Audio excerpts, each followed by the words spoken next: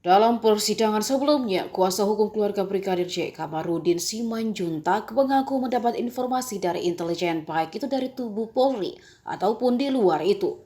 Namun pengakuan Kamarudin itu mendapat bantahan dari Badan Intelijen Negara.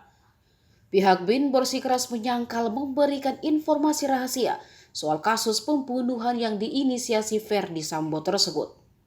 Namun Kamarudin menegaskan bahwa informasi yang diperolehnya tersebut berasal dari orang pribadi, sehingga sama sekali tidak melibatkan lembaga atau kepentingan negara dalam hal tersebut.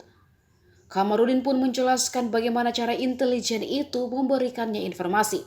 Dilansir dari Kompas TV, awalnya Kamarudin menceritakan momen dirinya menyerahkan bukti hasil investigasi kepada pihak kepolisian menggunakan ponselnya.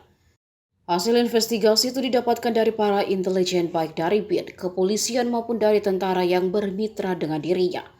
Saat ia menyerahkan bukti kepada pihak kepolisian, tidak ada penyidik yang berani menerima bukti dari ponsel Kamarudin. Akhirnya Kamarudin memindahkan bukti itu ke laptop yang tidak tersambung ke internet. Selanjutnya dipindah lagi ke flash disk.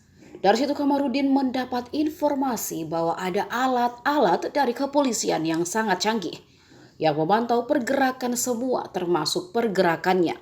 Kamarudin pun menyampaikan bahwa para intelijen yang menyuplai informasi untuk dirinya ingin tetap anonim karena masih aktif berdinas. Mereka mengirimkan dokumen melalui WhatsApp dengan cara menyembunyikan profilnya. Terkadang hanya dibikin gambar boneka atau gambar wayang.